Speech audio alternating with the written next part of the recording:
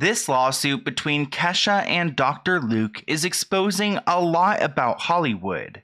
We are learning how big companies like Sony treat their artists, and the lengths that Dr. Luke will go to try to end Kesha. He's claiming that she's lost him millions of dollars over her accusations, and even though he's stooping low and trying to use her own family against her, she is standing up for herself. So let's get into it. Like I said, Kesha's lawsuit with Dr. Luke is exposing a lot about how Hollywood really works, and the elites do not want us to see what's going on. You guys may know about Kesha's lawsuit with Dr. Luke and Sony. It's been going on for about 7 years and it's been heating up. The lawsuit was filed back in 2014 and Dr. Luke is claiming that he's lost $46 million due to Kesha's allegations. Kesha is an American singer who is currently 34 years old. She is claiming that Dr. Luke R-worded SA'd her back in October of 2005 at Nikki Hilton's birthday party. If you guys don't know who Dr. Luke is, he is a very well-known producer and very popular in the industry. He's worked with some of your favorite artists like Katy Perry and Kesha and Britney Spears and Doja Cat and so many more. And that means he's getting a little bit of money from each one of them. So pretty much the reason why Dr. Luke is suing Kesha is because she has accused him of, doing things to her back in 2005. If you guys want to learn more about that whole situation and the timeline, definitely go check out my video because Katy Perry was involved because supposedly Kesha heard that Katy Perry was R-worded, Lady Gaga was involved, and so many more. So he's suing Kesha for defamation and for breach of contract. Thankfully, Kesha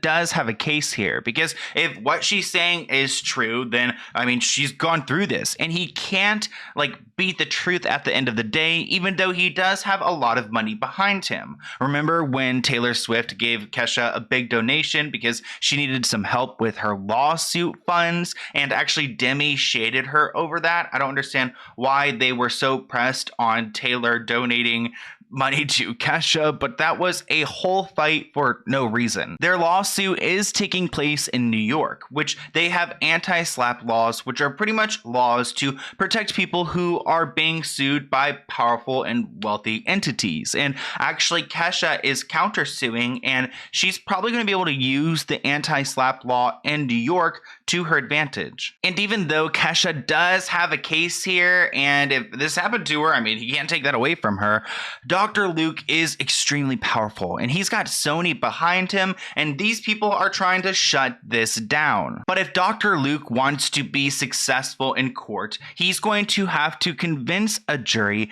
that he did not R-word Kesha back in 2005. He's also going to have to prove to them how Kesha caused him personal damage. So how was he affected? How did his reputation really change? Honestly, I feel like Kesha was more damaged by this whole situation because now the industry doesn't want to work with her because she's called out one of, their friends. And keep in mind that Dr. Luke continued to work at Sony. His job was never at stake. He still worked and still working with some of the biggest artists that you guys listen to today. So I don't understand where he could have, got damaged by this. Maybe people think of him differently because of that whole accusation, but realistically, financially, he wasn't damaged. And because Dr. Luke's record label runs through Sony, Sony is involved with the situation, and they're going to be looking at Kesha's contracts with Sony, which is something they really want to hide. We're going to see how much she made from the song TikTok and her other hits. But Sony's trying to keep all of her contracts a secret for whatever reason. I don't know why you would keep it a secret if you're not hiding anything, but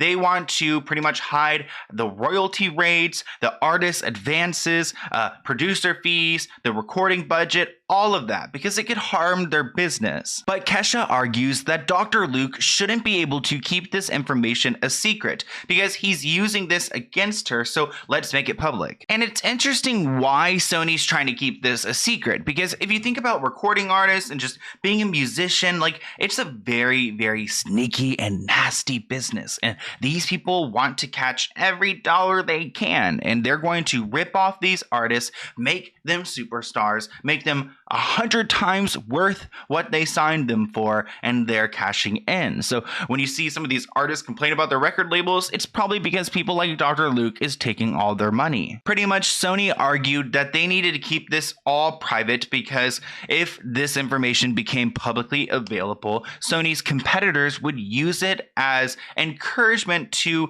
bring other artists and producers onto their record label. So instead of working with Sony, these people are going to see, oh, Sony, they don't pay anything. Like, they're treating Kesha like crap. I'm going to go sign with RCA. I don't know if those are like the same thing, but anyways, they're scared that this is going to make it so that other artists do not sign with Sony, or maybe even have realizations that they're being screwed over by Sony, which honestly, I feel like as they should realize what you are actually, giving them and what their worth is. Stop trying to stop people from realizing their own worth. Thankfully, Kesha does have good attorneys. Thank you, Taylor Swift, for the legal fund, but they are arguing against this and they want to see everything. They argued that this is Sony's admission that they provided Kesha with an unreasonable deal. And they also state that they believe that Sony's going to be embarrassed that they are paying Kesha so little because she is a pretty big artist. I actually believe that Kesha is going to use this moment and this opportunity to her advantage, which is great because she's going to expose Sony and show the jury that she was pretty much ripped off.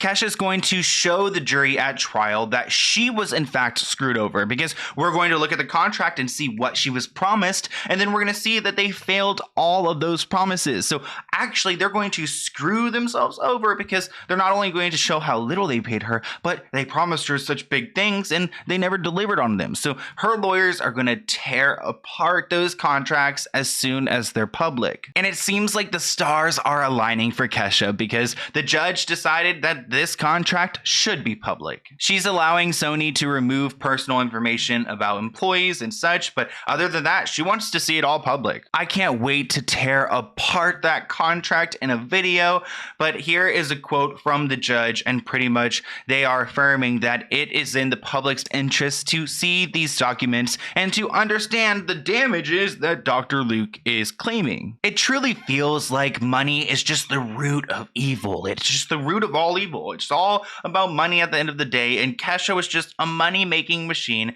to Dr. Luke and Sony. And supposedly Dr. Luke took it too far one night in October 2005, and he thought he could get away with taking advantage of her.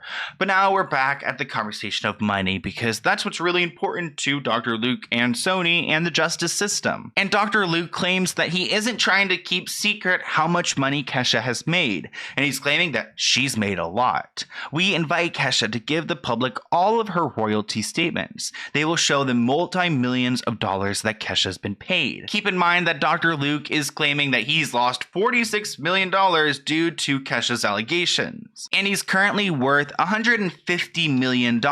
And honestly, I feel like this is kind of like incorrect. Like, I feel like he's worth more like maybe 250. Like, he's worth a lot of money because this guy's working with a lot of big people and he's already made a ton off of Kesha. So he's rich. So you guys may be wondering, where is Dr. Luke getting this $46 million number? How did he come up with that? Well, it looks like Dr. Luke hired a financial expert and they did an assessment, and somehow Rolling Stone got a hold of it. There has been some data released, and actually it shows that Dr. Luke made over $1 million from the song TikTok in 2011, and he made over $1 million from the song Roar from Katy Perry back in 2014. That's over $1 million from one song. It looks like Dr. Luke made over $77 million in publishing income alone between 2006 and 2015, and those are the years we're looking at because I guess the lawsuit was filed in 2014. So let's break down this $46 million because Dr. Luke is claiming that he missed out on over $3 million from not being able to produce 6 songs on 3 of Kesha's albums. He's also claiming that he lost over $11 million from no longer working with Katy Perry. You guys may remember that Katy Perry was supposedly brought into this whole thing because she was supposedly R-worded, essayed by Dr. Luke, violated by Dr. Luke. So she is no longer able to work with him because of this situation. So he's pretty much counting her whole career as a financial loss, which I don't think Kesha's responsible for that. You guys have to remember that the industry fluctuates and you never know what's going to be a hit or what's going to be a hit album, and who, would have known if Katy Perry's album Prism was going to be a hit or not. But Dr. Luke is claiming he should have been paid for that because Kesha's allegations stopped him from doing so. He couldn't make his money from Katy Perry, so Kesha's got to pay for it, which I don't really think necessarily adds up. It's not her fault that Katy Perry was brought into this situation. She was just made aware that Katy Perry could have been harmed by Dr. Luke. This article did bring up a point that I find interesting, that there wasn't any information included from 2015 and 2017 or 2019. And keep in mind, he's been working with artists like Kim Petras, DaBaby, Kid Lori, I don't know how to say that name, Doja Cat, and so many big hits from Doja Cat. So this guy's racking in a lot of money. So is his financial status really harmed by Kesha? It doesn't look like it stopped him from signing some of the biggest artists, so I would argue that it didn't. But don't worry, guys, because Kesha's lawyers aren't just taking this opinion, because at the end of the day, Dr. Luke paid a financial expert to pretty much figure out as much money as they could that Kesha could potentially owe him. So they tried to rack it up high, and Kesha's lawyers aren't buying it. So Kesha's hired her own financial experts to refute their claims. They claim that the music industry alone has its own risks, and Dr. Luke should know that you don't always make a bunch of money off of one singular artist. Plus, he's been doing pretty well in the industry so far, so they are calling his whole $46 million lawsuit BS. Kesha's lawyers also had a savage moment where they called out Dr. Luke for working with a guy called Max Martin. And pretty much Max Martin seems to be the mastermind behind Dr. Luke and all of his successes. They calculate that 70% of Dr. Luke's top 20 songs ever are Max Martin's making, so it's not looking good for Dr. Luke. And honestly, this whole case isn't looking good because Dr. Luke at one point was trying to bring her family into this. You guys may or may not know that Kesha doesn't really have a father figure in her life, and it's always been a sore spot and something we don't really know much about. But there was one guy named Bob, and she had a relationship with him, and he claimed to be her father at some point, but there was no test done, or he was never on her birth certificate. He was never actually her father. But for some reason, Dr. Luke thought it would be a good idea to go and bring him into the courtroom and ask him if he ever heard about the situation back in October 2005 where Kesha was allegedly harmed by Dr. Luke. And he pretty much wants to bring this guy into the courtroom to embarrass Kesha and to ask him, did Kesha ever tell you about this? And if he says no, then Kesha's lying because she didn't go and tell her dad that she was harmed by this guy in a hotel room back in 2005, which again, I feel like if you were actually harmed by someone, why would you go and tell this guy or your dad? Or it's kind of something hard to talk about. Thankfully, her lawyers have called this out as well, and it doesn't look like this information is going to be used, and we're not going to hear from this guy who's not even really her father. We don't really know who he is. She just had a close relationship with him back when this whole thing happened back in 2005. So honestly, I don't know why he's trying to dive into her family and her medical records. At one point, he tried to request her medical records to learn more about who she's gotten physical and intimate with. So this guy is trying to violate her privacy, violate her past, and he's already violated her allegedly on that date, and now he's suing her for exposing that. So there's so much wrong here, and we need to pay attention to this case because Kesha needs us. But I want to hear what you guys think in the comments below. Here is my email, and let's go ahead and open a P.O. Box package item. This one right here is from Red Write, and Rock. So let's see what's up. And if you guys ever want to send me anything, no pressure at all, but my address is listed below, which we'll be updating very soon. I have glasses on because it's like only 9 o'clock, but I'm so tired and my eyes look very red. No, I did not smoke anything. Every time my eyes look red, people are like, oh my god, Sloan, you're so stoned in this video. I'm like, oh my gosh, no, I'm not. You trying to come for me and everything. So here is a letter right here, and I love the packaging. It already feels super cool. And let's go ahead and check this out. I'm sorry if you guys haven't had anything open, like if you sent me something that hasn't been opened yet. I've just been very busy, and I've got a lot like stacking up. Honestly, it's no excuse, but anyways, dear Sloan, I recently discovered your channel watching one of your videos about Gabby Petito. I love how you end your videos with opening gifts from viewers and lift up small businesses. I immediately wanted to share a gift from my tiny shop. Read, Write, and Rock is a crystal gift shop I run out of my home. We're so tiny that most of the time it's just me. I hope you enjoy. Aw, I'll list everything below. Thank you so much, Mel. That's awesome. She's got a TikTok and she's got Instagram with sales and live streams, so go and check it out and support a fellow subscriber. Also, the Gabby Petito stuff.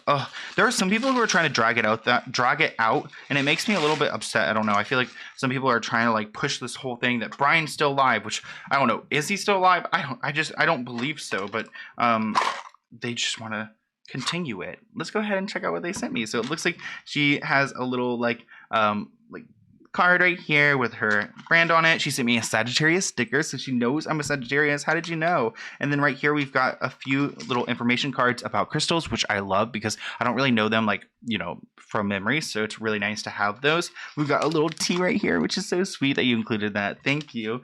And then I thought it said hash for a second. I was like, oh my gosh, is that a and then no, okay. And then right here we've got, wow, look at that. I wish I knew which ones were which. I need to like look them up and look up pictures, but this one's really clear and like kind of blackish looking. Then oh, we have this one's on a chain, I guess. Oh wow, look. Oh, like a pendant. That's so pretty. I want to like hang that from something and have like the light hit it, you know? Wow, I love that. Wow, thank you so much, Mel. These are so cool. And then we've got this one right here, which is a gray kind of color. Oh, I love that to be like my countertop one day, you know, like in my house, in my dream house. Do you guys have a dream house in your head? Like, is that just me? Is that like a childish thing? And then this is really pretty. Ooh, this could be a bathroom. But this one's like a blue stone with some white in it. It actually reminds me of like the water and stuff. Really pretty. It looks like a shoreline almost on it. And then it looks like this one's pretty similar, but like it doesn't have the white to it, and it's definitely more purple. Wow, these are also pretty and so polished and stuff. I love them. Thank you, Mel. I really here you go. Thank you, Mel. I really appreciate these. I love them. And go and check out their shop below. Go and support a fellow subscriber, and I'll see you guys in a new video soon. Bye, guys.